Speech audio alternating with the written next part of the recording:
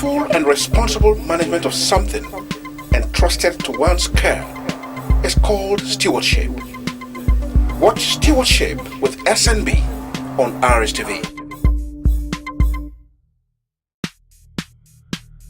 Stewardship with SNB.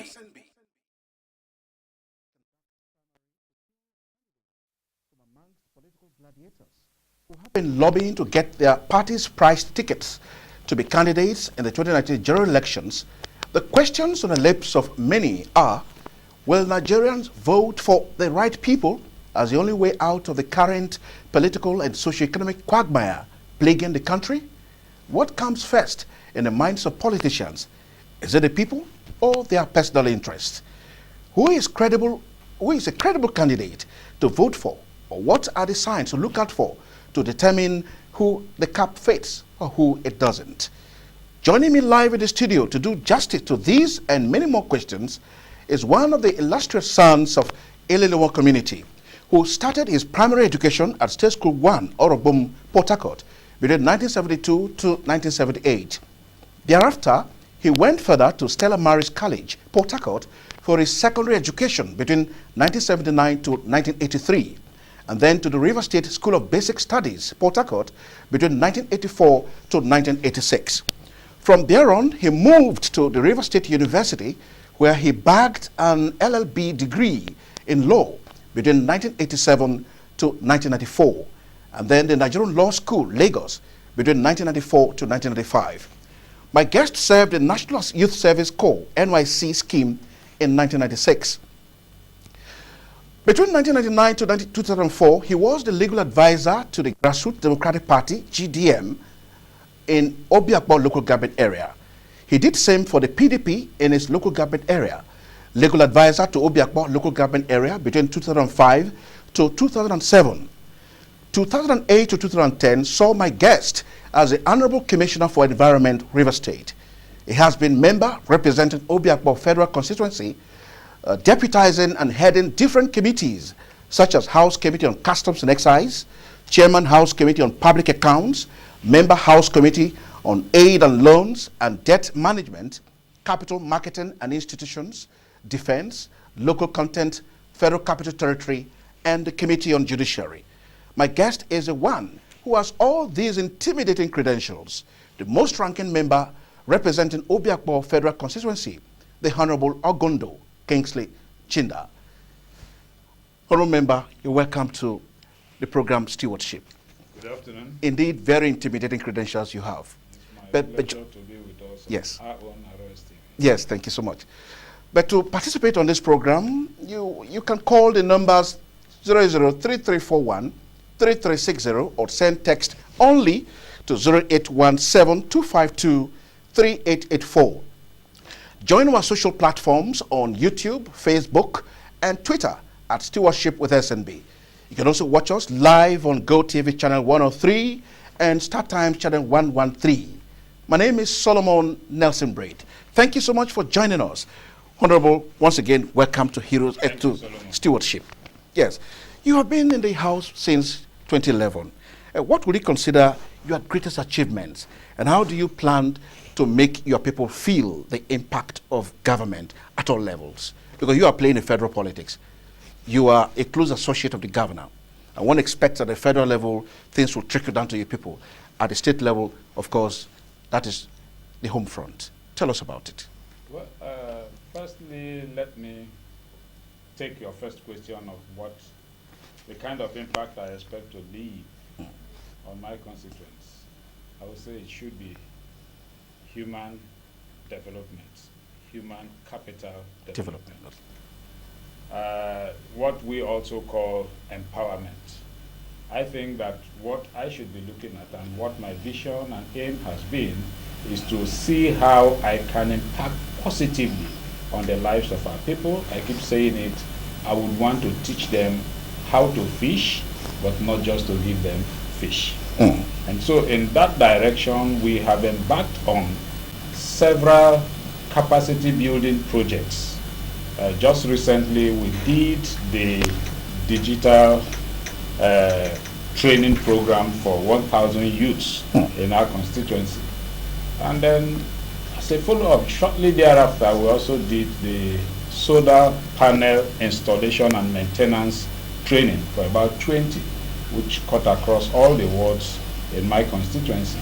And as we speak, we have about 30 youths that are being trained on welding and fabrication. When I say welding, not just the normal welding, I ensured that the training is going to take them to the highest level of welding. And that project is a 35 million naira project. In your constituency? My constituency. Okay, well, you just won for yourself the slot to contest for the House of Reps, representing OBIO constituency. How do you feel? You were declared winner yesterday at the party primaries. Tell us a little bit about it. Well, were you expecting victory? I would not say I was not expecting victory, because at the close of submission of forms, no other person indicated interest. So I was expecting victory. But then... So you were unopposed? Yes, I was affirmed yesterday. Okay. But aside that, it's been a burden on me, because I know that whatever I have done in the past 2 tenures, the implication is that I must improve on them. And I know how hard I have worked to get to this level. And it means that I need to work harder to improve on what I have done. So it's been a burden, but I keep praying that God will give me the wisdom, God will give me the dexterity and the energy to surpass whatever record that I have made in the past 2 tenures. Honorable member, if you were a common man from OBIO local government area, would you vote for CHINDA in the general elections coming? And why do you think that, in other words, I mean, why do you think people should vote for you again? Clearly, for legislation, I think that I understand what it means to be a legislator. And I also have the training as we speak. And let me say one thing. The legislature is an arm of government that is like wine. The older, the better. I had the first 4 years. Yes, I struggled as a first-term member to leave a mark. And then when I had the opportunity of serving my people again, I can beat my chest to say that I did better, because I understood the rudiments. As we speak, I have provided employment opportunity for over 50 persons from my constituency. And that's good to know. That is what gives me joy. I feel happy. So, in essence... Well, what kind of employment did you create for them? In various federal government ministries, departments, and agencies. I see. As we speak, I can begin to enumerate some. In customs, we have... When I went in, I was deputy chairman of customs, and I discovered that we do not have any senior officer from OBIO in customs. And I say, it cannot happen. So I started that battle. We got 5 slots. And so I can beat my chest to say, today we have 4 of them are from OBIO. One is from Ikore local government area. Well, that's interesting. Right? So that we have 5 slots. And as we speak, we have graduate level in the Navy, in the Air Force, and in the Army. As we speak, we have people in various ministries, ranging from Ministry of Information, Ministry of Culture and Tourism, federal ministries I'm talking about, all from OBIO. These persons know themselves. At a time when the Federal Civil Service was recruiting, I know that we had in the OBIO embassy about 17 of them that came from Rivers State. We sponsored everything, and they all are employed as we speak in the Federal Civil Service. So these are the things that will give me joy, because I know that after public office, you still go back home, you can look at these persons that you have provided this opportunity for, and then it will give you happiness. It's not the money that we dispense. I don't see that as empowerment. So aside that, for the skill acquisition that we are running, the young men, and including one woman, a girl, who is presently studying welding, like I said, at the highest level of welding. I don't know the technical names they call them, argon welding and all that. But I ensure that by the time they pass out, that's it. They can, yes, that's it. They can compete with any welder anywhere in the world. And so nobody will come to tell me that, look, these ones are not good enough to be employed. They will be employable. These are the areas that I think that I should leave a mark when I leave public office. But all these people we're seeing on the screen now, they are from your constituency. Yeah, they are from my constituency. There was no need to include other people from other constituencies. Well, other because constituencies you are a nationalist as a member of the Federal House of Reps, so you must not only consider your people. I represent a River State seems to be your immediate constituency. The entire country, because I make law for Nigeria. Yes. But when it comes to this kind of empowerment programs, I have a constituency because in the chambers we are 360 and we represent every part of this country.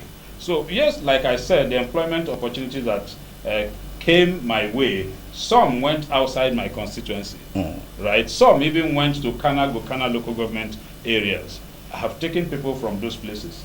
I've provided employment for them. They are Rivers people. Some also went outside the state. I will also say that there are some persons who are always in your office seeking for this assistance. And it's difficult for you to say, oh, because you are not related to me, because you're not from my constituency, I will do nothing, when you know that that person is in need. So for such persons, not many, but they have also benefited. But my concentration is on my federal constituency. That's all. Honourable Member, from your interpersonal relationship with your constituents, what do you think the people really want from you? And of course from the government, from your interpersonal relationship with them? Well, firstly, I would say that the people don't need much. They want you to be open to them. They want you to take their calls. They want you to speak to them when they're in need. Even where you don't have the ability to solve their problems, but you can also advise them. So what they want is representation. That's what I call representation. You must interface with your people. You must be close to your people. You must have an open door. Problems that you can solve, you solve them from your heart, willingly. The ones that you cannot solve, of course you can discuss with them and see how solutions could be provided to these problems. I think that that's the only thing that the people want. And once you're able to give them this, they will be happy and satisfied. Honourable Member, let's go to politics now, a little bit about politics. Now, you're aware the primaries are heating up right now across the parties.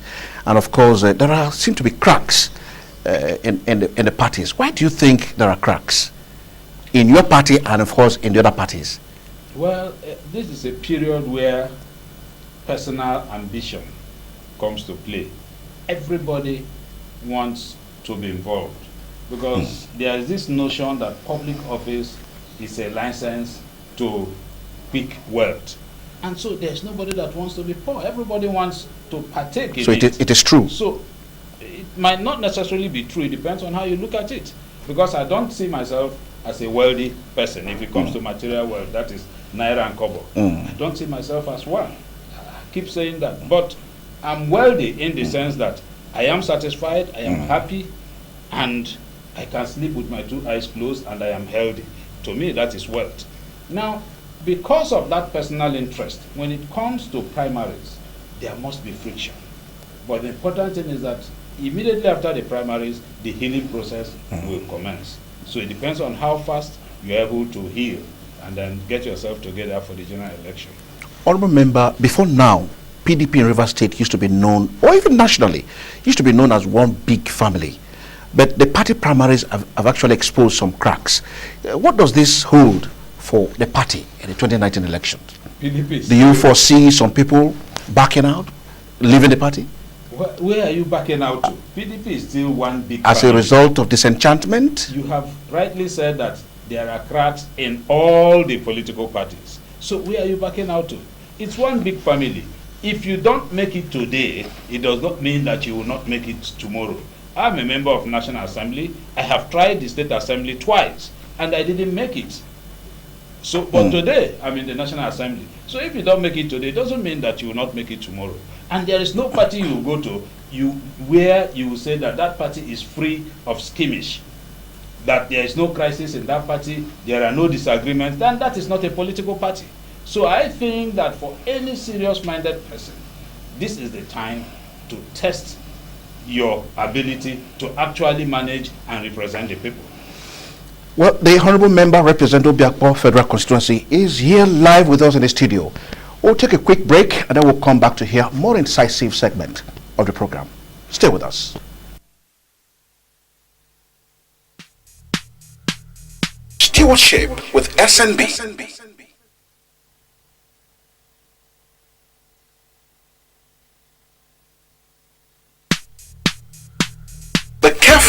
responsible management of something entrusted to one's care is called stewardship.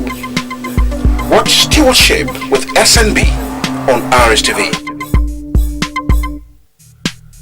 Stewardship with SNB.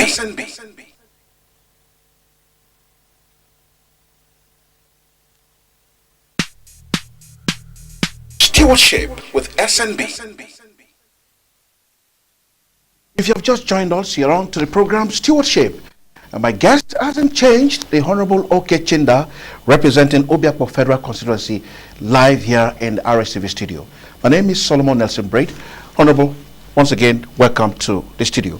But to participate, you can call the number 0803-341-3360, or you can send text messages only to the numbers 08172523884. Once again, 08033413360 for calls only, and then for text messages, you can send your messages to the number 08172523884. Honorable member, your party has lost two elections in the recent past, the Osun and Ekiti states governorship elections, and the sting still remains. What does this hold for the party in the 2019 elections? Let me start by saying that the party was robbed of two elections. We didn't lose those elections. You know that as well as I do. However, INEC did not declare your party members that's why winners. I said we were robbed of, particularly the last election, the Osun election. I don't think that anybody is in doubt that PDP won that election. However, the party, being a party that is law-abiding, has taken the appropriate step. We are challenging the elections, the election results at the Election Petition Tribunal. And I still believe that we'll get justice. So let's not be hasty. The end justifies the means. So when we get to the end, which of course is likely to get to the Supreme Court, we will then find out what the law of this country is concerning those situations. But as we speak, the party was robbed of those states. The party did not lose the election. Now, there has been shuffling, political shuffling in the National Assembly. Your party now has the Speaker and, of course, the President of the Senate. And the number has increased on your side. Does this give you any edge above the other parties in the 2019 elections? Do you see the crowd following you? There is no doubt that it gives us an edge when you have the presiding officers of the two chambers of the National Assembly from a party that was or that is still in minority. I mean, it speaks volume. It tells a big story. It goes to show that something is wrong. When the Speaker of the House of Reps and the President of the Senate will move from their party to the minority party, it goes to show that a lot of this contentment is existing in that political party, not just themselves, even the members. And I've also heard some other persons talking about impeachment moves, and there is no doubt that as we go back, the House might be rowdy, but I can assure Nigerians that the House will be stable. Impeaching a presiding officer, the requirements are there. Unless this government wants to continue with the method that they have started with, that is working outside the provisions of the rule of law. If you follow the clear provisions of the law, you require 2/3 to impeach a presiding officer. And I do not see how the APC can get 2/3 to impeach the presiding officer. So my advice is, let us place the interest of our country, Nigeria, over and above our personal or political interest. Let us allow smooth administration to continue. And of course, people are free to choose political party of their choice. People move from PDP to APC, some move from APC to PDP. So I don't think that we should bicker over that. Honorable member, you are the House Committee Chairman on Public Accounts, meaning that several documents have come to your table to vet and to okay or disapprove. In what areas did you find the federal government defaulting in course of doing your job, and what did you do about it? Well, let me say that the position I hold, it's a very sensitive. Sorry, we'll just quickly take this call and then you continue with that thought. Hello, good afternoon. Yeah, good afternoon. Yes, what's your name? Where are you calling from? Make your contributions. Yes, go on. Yeah, William Bekwele. Williams Bekwele. Williams Bekwele calling from Ogbogoro. Go on. Yeah, I'm calling in interest of our brother. When I look at him, I want to thank him very much for what he has done in our constituency. Locating that again, automatic thing we never expected from him. So please help me and thank him. Williams, thank you so much. He's hearing you. I think he will do more with that accolades you have poured on him. Thank you. Thank you so much. Yes. Well, in what areas did you find? Yes. To the call. Okay. I will plead and pray that I will prefer to get more calls of areas that we have not done well, because it will help me much more than commendation. Okay. Right, so that we will know that we are lacking in this area, and then we need to take corrections. Good to know that you're listening. The issue that we are discussing, the office I hold as the chairman of the Public Accounts Committee is a sensitive one, and so I've been very wary talking about facts and figures in public. The only thing I will say is that Nigerians should not be deceived that we are out of corruption. Corruption is still taking place in the present administration. Corruption is still taking place in the present administration. Let's hold that thought and then take this call. Hello, good afternoon. Good afternoon, dear. Good afternoon. May we know your name, where you're calling from, and your questions or contributions? Yeah, I'm Jason Oja, calling from You're who? J-E-S-E-N. All right, go on. Okay, go on. All right, please, I commend the Honorable member for his effort. But I also want to ask him, this is empowerment. Oh, we lost that call. We do hope that that caller Maybe will... I'll quickly attempt. I think he wants to talk about the non-indigens, the empowerment. Indigens without borders, whether they benefit from the empowerment. The answer is yes. You may be preempting me. Exactly. But if that's the question, the answer is yes. For whatever empowerment we do, we ensure that a minimum of 20% is set aside. Minimum. For the non-indigens. Yes, for the indigens without borders. An example is the scholarship scheme. As I speak, we have about 182 students that are on, whether you call it scholarship or bursary, that are on what I call educational support scheme. 182. Of the 182, we have 50 as indigens without borders. If you remember, the last election when I went on campaign, I promised that I was going to take 2 more indigens without border from every ward, and that's 34. And we have just gotten the list. Those 34 will also be added, so that will take us to over 200 and something. That's interesting. That's interesting. Yes, before we continue with that other thought, let's take this call again. Good afternoon. Yeah, good afternoon, sir. Yeah, may we know your name, where you're calling from, and then your questions or contributions? All right, I'm calling from local government. Emohua local government. Yes, Your name, please. Gospel, my name is Gospel. Horsefall. Gospel. Say it again. Gospel. Oh, gospel, I see. Go on, please. Gospel. I want to thank Mr. Honorable for his good work. Okay. I think the man is trying our best. So we would like him to keep us along. But the Honorable has wished that you say the areas he has not done well so they can improve upon. Yeah. Maybe he's not very comfortable with the accolades you guys are pouring on him. Yes. All right, thank you so much. All right, thank you so much, Gospel. Thank you. The Honorable is hearing you. Honorable, we were asking, what were those things where you found the federal government defaulting in course of your doing your job? You are still, not where, you are still the House Committee Chairman on Public Accounts. Was there anything you found the federal government defaulting? Like I said, there are several areas. Okay. Generally, let me give one example. And what did you do about it? Of course, the Public Accounts Committee is on it. I can tell you that for the first time, the Public Accounts Committee will lay her report before the Parliament. One of the things that I've been confronted with when we leave the shores of this country to meet our colleagues outside is that in Nigeria, the Public Accounts Committee has never laid a report of her recommendations.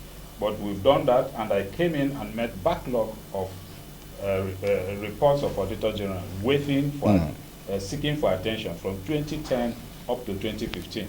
And as we speak, we've cleared up to 2013, and we're going to lay the report for 2010-2011 as we resume. That is breaking the jinx that the Public Accounts Committee has never laid a report. And one of the recent investigations that we are carrying out is recovered loots. How much have we recovered so far? And how have we used these monies? And the first reaction we got was that when we invited MDAs that are involved to appear before us on these issues, the first day we sat, no MD appeared, not even one. And as we are still meeting on these issues, barely 2 or 3, the others are staying away. And every day on the pages of newspaper and on the electronic media, you hear of recovery of loots. You hear of recovery of monies. Where are these monies? How have we used them? Of what use are we going to put these monies into? Do we need a legislation to back up this kind of recovery? That's the essence of the sitting that we're holding on these issues of recovered loots. But we're not getting cooperation. And it's clear that there is something shady, there is something that is not straight. And this recovered loot is not just about money. What about property? What about assets? Where are they? How are they used? You know, there are several questions begging for answers. You mean assets, you mean movable and immovable assets? Movable and immovable assets, fixed assets, including vehicle. If you go to the DSS office in Port Harcourt here, I'm sure that you see several seized cars. Who are the owners of these cars? How many cars have you recovered? What about the police stations? These are all assets of Nigerians. So it's not just the Abacha loot that we are looking at. And let me tell us, what we hear about anti-corruption crusade is far from reality. Very far from reality. And I feel pain because I'm a Nigerian. I feel pain because I know that if we're a little bit more transparent, we will all benefit more from it. I feel pain because I don't believe in trumpeting issues, saying things that you know you cannot do or that you're not doing. I feel pain when I see public officers do that because we are supposed to be role models in the society. Yeah. I'm a member of National Assembly. So I believe that people will take my words very seriously. And that's why you hear people call us politicians liars, because a lot of us do not mean what we say. And that's not how it should be. And that is prevalent in the present administration. Honorable Member, you were also at the time the Deputy Chairman of Customs and Excise in the House. And what were those things you found out that you think ought to change for the betterment of Nigeria? Well, in the Customs Committee, let me start from home. One of the things I discovered is that ONE here, close to us here, was not connected to the national grid. Are you serious? And so why? Why would it be that way? They run on generator, 24 hours. Did you make frantic effort to change that? Of course. I said it cannot happen. The first step we took was that the next budget, I ensured that that was included in the budget. But implementation became an issue because I'm a legislator. I'm not a member of the executive.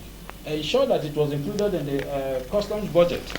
Well, Honorable, we'll take another short break and then come back to the live studio where we have the Honorable OK Chinda, member representing OBIO Federal Constituency, here in the studio with us.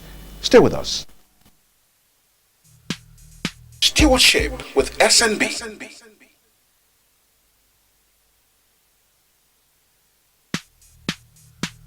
The careful and responsible management of something entrusted to one's care is called stewardship. Watch Stewardship with SNB on RSTV. Stewardship with SNB.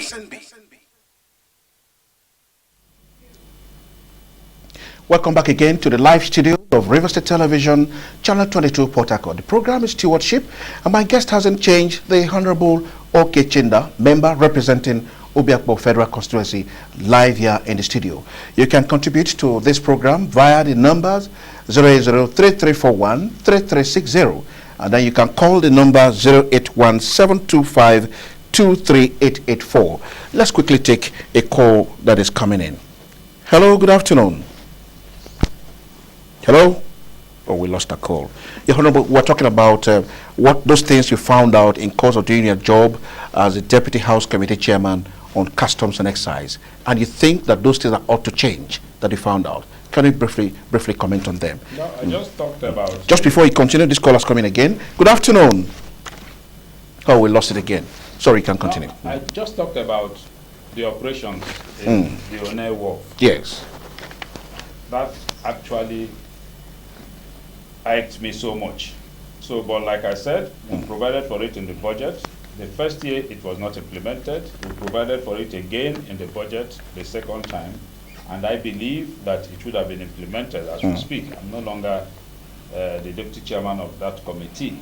Now, aside that, when we started earlier, I talked about the compliance with Section 14 of the Constitution when it comes to employment quotas and all that. I discovered that our people are not sufficiently taken care of in that sector. So I kicked against that, and of course, a lot of improvement also took place. The recruitments that took place thereafter. I even insisted that not just recruiting our people in the lower cadre, we ought to be part of the senior cadre. And that also happened within that period. So, but in customs, yes, customs is one of the revenue generating arm or agency of government. And a lot of leakages were taking place in that sector. And as a committee, though I was not the chair, but I was the deputy chair, and I can also say that I was a very powerful deputy chairman of the committee there. As a committee, we also tried to ensure that we blocked some of the points where these leakages occurred, but we did not achieve up to 50%. An example is if you go to the north, you have borders. We discovered that some of the borders up north, particular days, the border is flung open, and trucks, oversized trucks, so to speak, are allowed in. And these trucks belong to an individual. At the ports? The borders in the north. Okay. So I insisted, and we had a public hearing, invited the persons concerned, and told them that that must stop. We were under pressure. In fact, at a point, my chairman asked that I should preside over it, that he would not want to be involved in that public hearing. And of course, I insisted I will preside over it. I'm a Nigerian, and whatever I'm doing is in the interest of this country. We made some achievement, but whether those achievements are sustained as we speak, I do not know. So a lot of leakages. The Nigerian border is so porous that something need be done. Honorable, we'll take this call and we'll continue that thought. Hello, good afternoon. Well, good afternoon, sir. Good afternoon. May we know your name, where you are calling from, and then make your contributions or questions. My name is Ngozi. I'm calling from Rumekini. Ngozi Yes. calling from Rumekini. Go on. I want to congratulate my honorable. May God be with him. We continue to win in Jesus' name. Thank you so much. Thank you so much. Thank you, Ngozi. Thank you. Thank you. Honorable, let's go back to politics. On Saturday this week, PDP will be going for presidential elections. And that will be one of the toughest times that may be confronting the party. Who amongst the candidates do you think can defeat President Buhari? And why do you think so?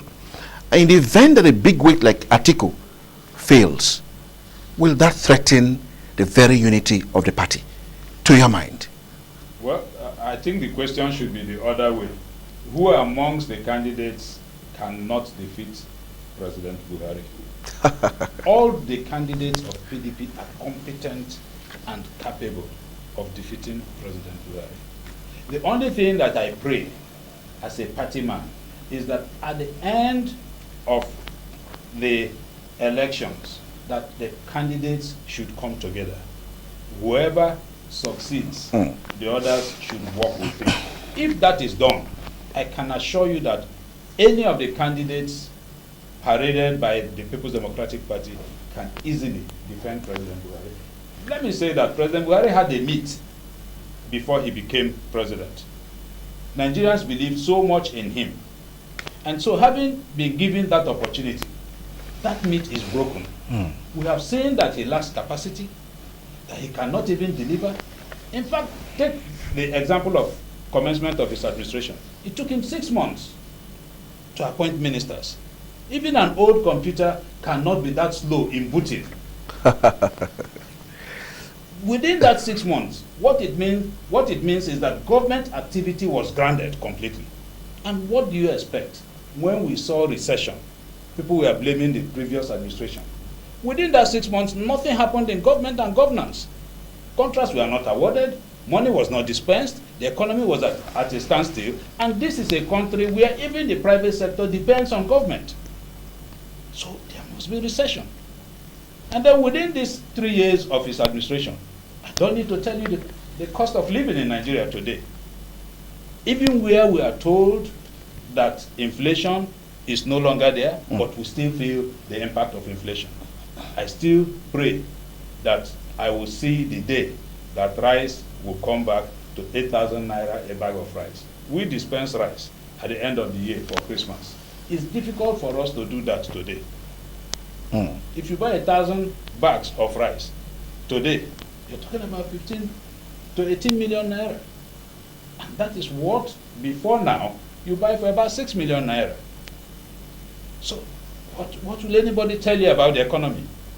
So, but why haven't the National Assembly, of which you are part of, not legislated on laws that will actually boost the agrarian nature of the country? The problem is not the laws. In that sector, it should be government policy. You cannot legislate on everything. It should be government policy, because once you legislate on such issues, government policy is backed by law, exactly, which you are part of. The laws are there. The laws are there. But if you go into those minute areas to come up with legislations, you tie incoming government from being free to exercise themselves and then come up with programs that they wish to come up with. So those things does not require legislation. It requires government policy. When President Jonathan was in office, we had a Minister of Agriculture, who to me is the best we have had. He came up with various policies. No, the former Minister for Agriculture. Oh, I see. Who is now in African Development Bank. Okay. He came up with policies that enabled farmers, even in the north, to do all-year farming. That is all-season farming. We'll continue with that thought. Let's take this call, Honorable. Good afternoon. Good afternoon. You may turn down the volume of your TV set, please. Please turn down the volume on your TV set. You may turn down the volume of the TV set, please. Okay.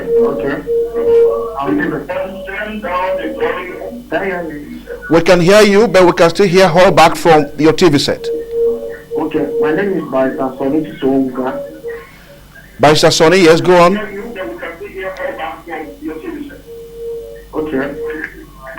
Move away from your TV set, please. Move away from your TV set, and then you can make your contributions, please. To be very frank, I just phoned in and I met the interview with can you hear me? Go on, we're hearing you loud and clear. Yes. Can you hear me?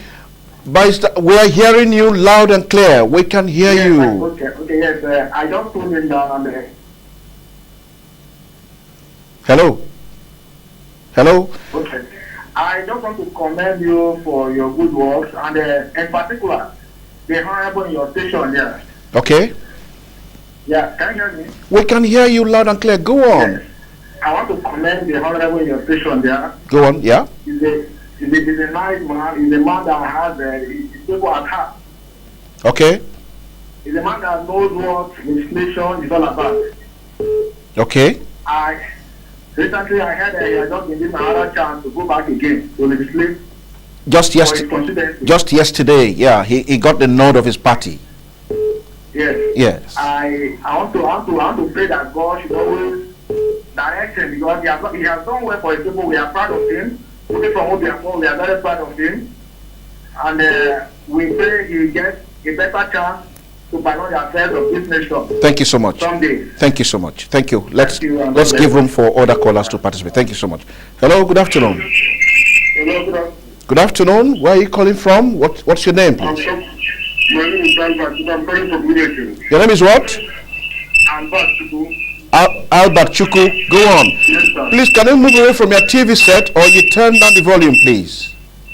Okay, sir. Thank you. Thank you for doing so. Yes, go I on. want to recommend Honorable for his work. Okay. But I want to advise him. I want to advise him as one of the honorable of the PDP party. Okay. You see, the Northerners they are very tricky. I want to comment on the area you are asking who will say that we can be able to defeat Buhari. Okay. The House has a very, very tricky statement. See, the North have one thing in there. If you are not a Fulani, you can never ever rule anybody from the North.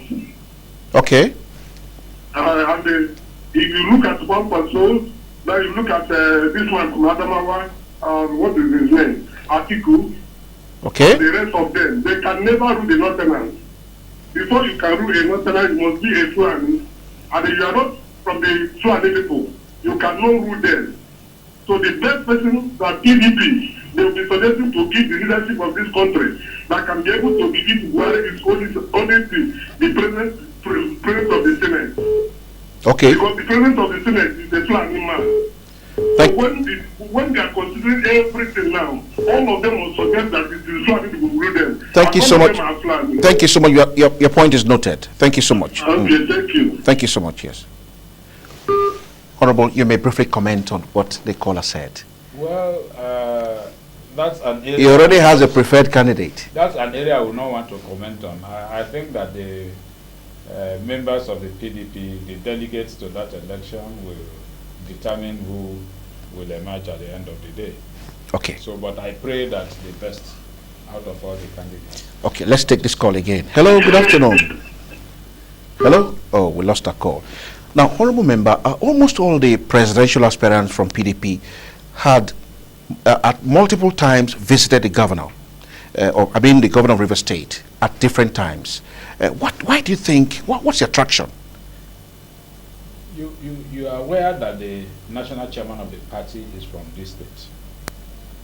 You're also aware of the role the governor of the state played in ensuring that PDP remains as one indivisible political party. I think that is the traction. I can say today that one of the benefits, political benefits that the state has made, or the political mileage that we have scored as a state, is that River State today appears to be a place of political pilgrimage, particularly on the part of the PDP. So for every candidate, you either come to the state to see the governor, who is one of the leaders of the party nationally, or you are coming to see the national chairman of the party in River State. So that's also a political mileage to us. Honorable, let's look at Ekiti and Osun antecedents. Looking at those antecedents, do you think President Buhari will allow for a free and fair and, of course, credible elections in the 2019 general elections, as you know it? From what we have seen in Ekiti and Osun, I think your question is rhetorical. Even in River State here, it's on the streets that the APC has been bragging that they are going to use the police and the INEC against PDP and other parties in River State. Every child on the street will tell you that is what they have been saying. And so that does not portend the platform for a free and fair election. But one thing I can say is that, look, it's difficult to push the people. I mean, if the people decide and they are very determined that this is the way they will go, I believe that it will be difficult for you to succeed. For you to even do that, you need to be on ground. So I'm not afraid in River State, but nationally, I see that happening. It's not just for myself. Even the international community has cautioned that from what they have seen, that there is a likelihood that the 2019 election will not be conducted freely and fairly by INEC and the security agencies. So, but what I would charge INEC and the security agencies is to prove this postulation wrong by doing the proper thing and the right thing. We'll take another break and then we'll come back to the live studio again. Join us again.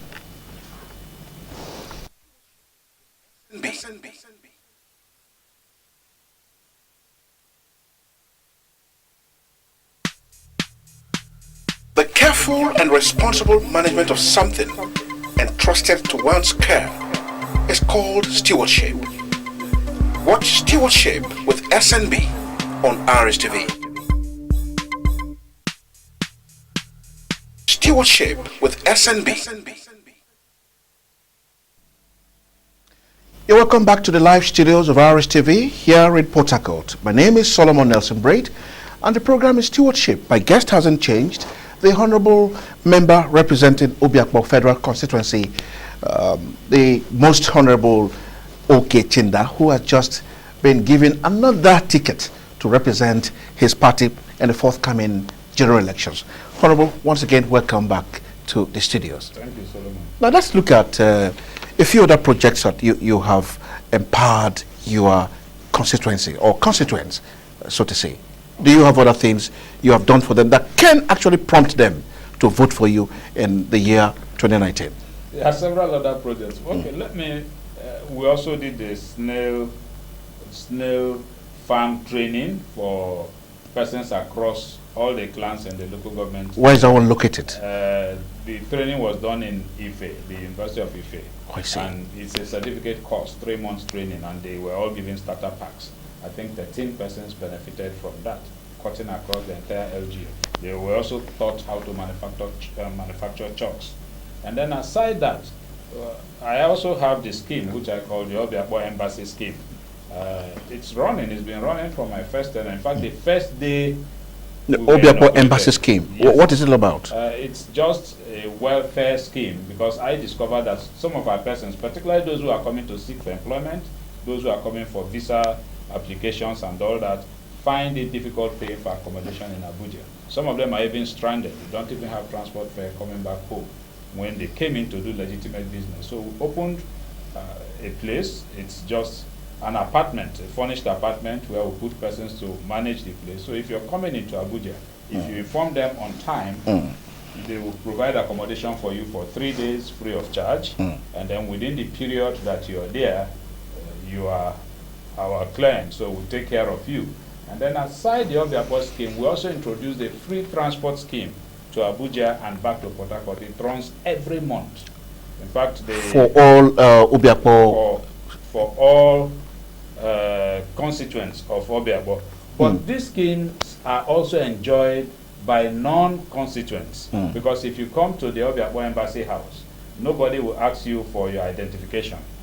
Nobody will ask you for your... Maybe when you speak Ikore language and then it goes... doesn't matter. Even people from outside Ikore come in there. I've met a lot of persons, because sometimes in the evening, I stop over there. But in particular, how do you identify an OBIO constituent that should benefit from this? When we started, we asked that the various ward chairmen or traditional rulers should attest the application form. But we found out that if this is a charity project, there are persons you will see that are stranded. It's difficult for you to turn them back.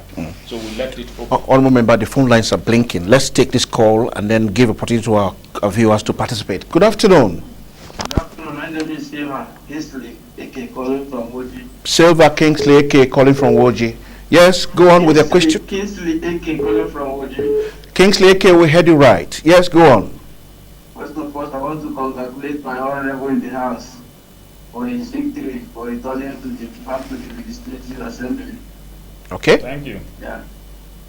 Secondly, I saw his pictures of trading skills there, but to my greatest surprise, I didn't see anybody from my own community in that place. Which is your community, please? Woji community. Okay, he will take care of that. Honorable, you heard him. Well, I don't know those who applied, because sincerely, I don't even know the students one-on-one. But I'm sure perhaps there could be somebody from Woji community. What I'll do is to go back and then confirm from those who are managing the scheme. If there is anybody with his telephone number, we'll forward his name and the person's contact to him. Yeah, let's go back to politics. We cannot divorce politics from this discussion, because you are a national figure as well as a state figure. Now, in the event that the 2019 elections end in a deadlock or a stalemate or even in fiasco, who is to blame? Is it INEC, security agencies, or the presidency? And why would you put the blame there? Well, It will depend on the reason why the deadlock will happened. We cannot conjecture because we don't know if there is a deadlock. If it is as a result of administrative hitches on the part of INEC, of course we blame INEC squarely for it. But if it is as a result of interference or undue interference by the security agencies, we blame the security agencies and the commander-in-chief, that's the president, because he is in charge of the security agencies. So that's why I say it will depend on the reason for that kind of deadlock. Okay, we have some text messages here, but before we read that text message, let's take this call.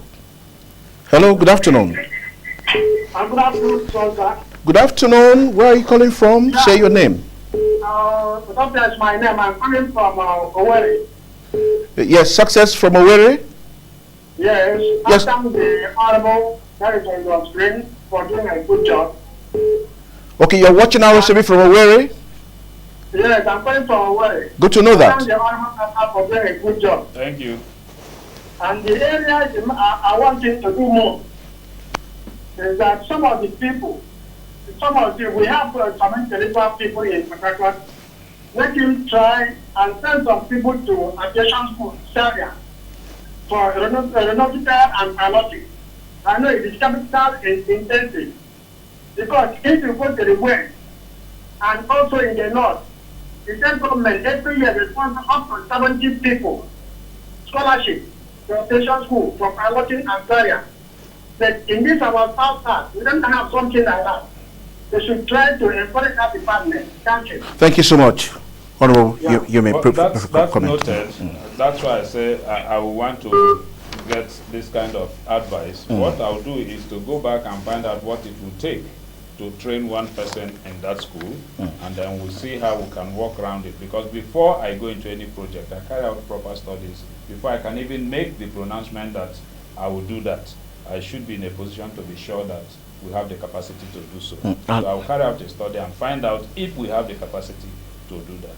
And an earlier caller said Woji community, where he's from, is not captured. It's not very well captured. Welding scheme. Yes, yes. Of course, I will go back to that. But I think that the solar panel training, there is a Woji young man who was part of that solar panel training scheme and who also got the starter pack.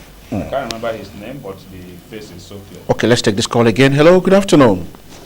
Hello, good afternoon, sir. Yeah, you may say your name and where you are calling from before you can make a contribution. I called the first time, and honorable member answered this question even when I didn't finish my call. Sorry? I think I'm the one that called the first time. Okay, go on. I didn't complete my call. Oh, I see. Member answered my call. Okay, what's your name again, please, before you continue? Yes, calling from Ruby Bakery. Okay, go on. Yeah. Go on. Thank you, honorable member. You answered the other call when I wanted to talk on behalf of the non-indigenous. All right. So, and you answered it well. Okay. So, I still want to ask another question. That, like looking into OBIO within this constituency, you will notice a lot of drains. They are open and they are like dead traps. Because when rain is falling, the road is covered with water, and people cannot notice there are holes by those drains where they will walk on, because there are slabs already on the drain. Okay. And what is this thing doing to address this issue? Because last time I was with a committee of like friends that had intention to like work on it and construct slabs on those drains. But it's capital intensive. Thank you. You have made your point. You have made a point. You have made a point. Thank you so much. The Honorable will quickly respond to that. Honorable, you heard him. Well, he talked about open slabs or some broken slabs. Yeah. That's actually not within my purview. But having heard that, what I'll do is to call either the Commissioner of Environment or the Commissioner for Transport to raise these issues with them and advise that they can take a survey around town and see where you have such dead traps and then take steps to ensure that they are taken care of. Honourable Member, one thing is worrisome, and this worries all Nigerians. The National Assembly, which you belong, has not yet appropriated funds for the 2019 elections. How will INEC work effectively? You see, that's another area where I keep saying that the present administration, it's based more on propaganda, exaggeration of issues.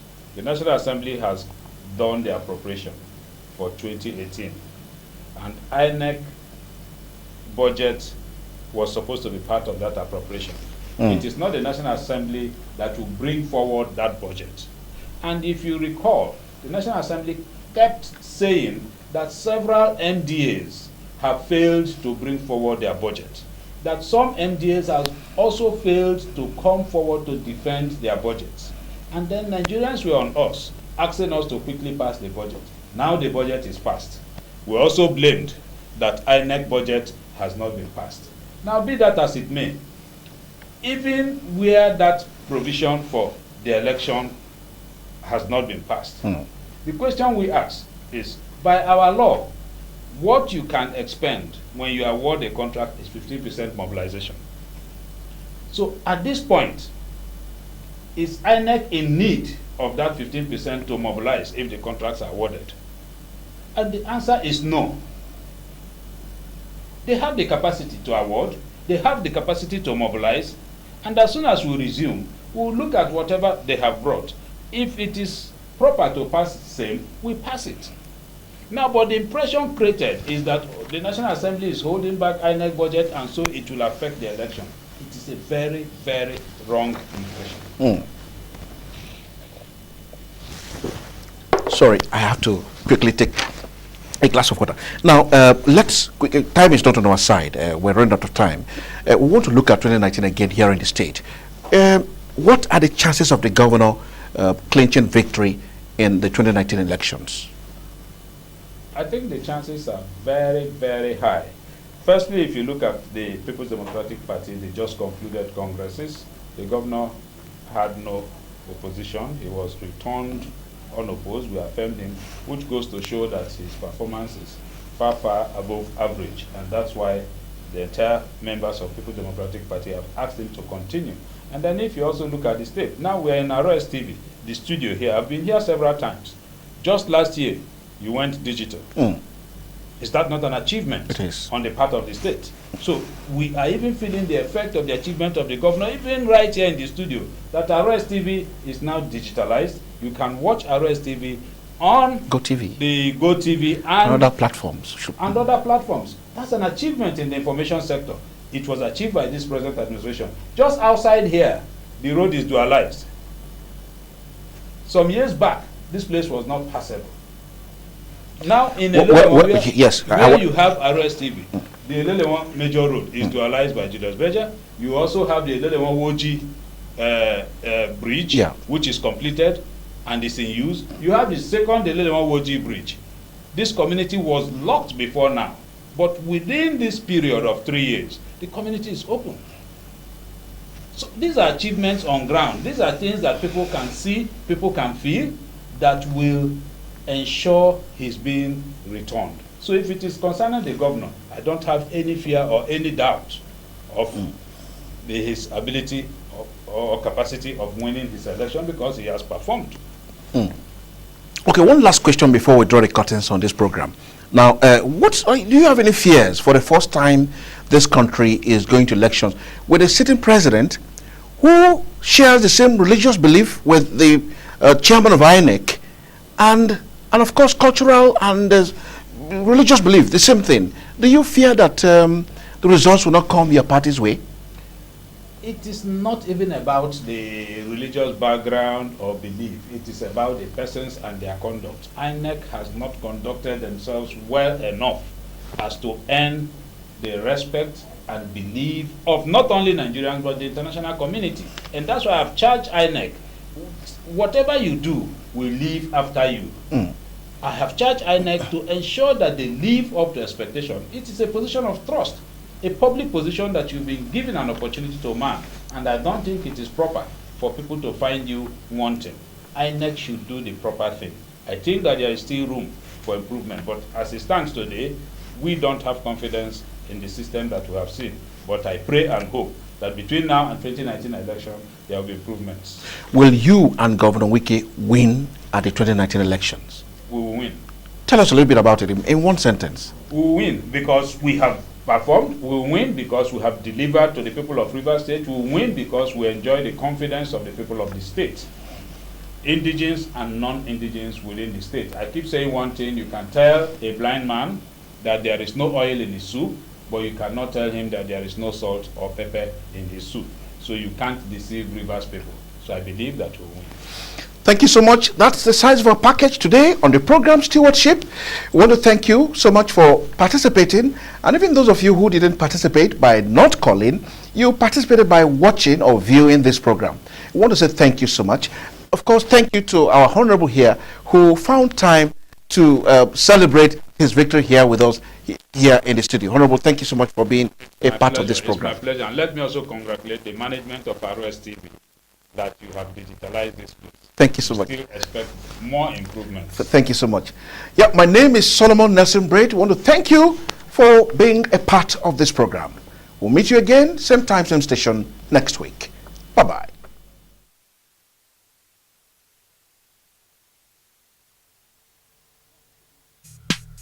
Stewardship with SNB.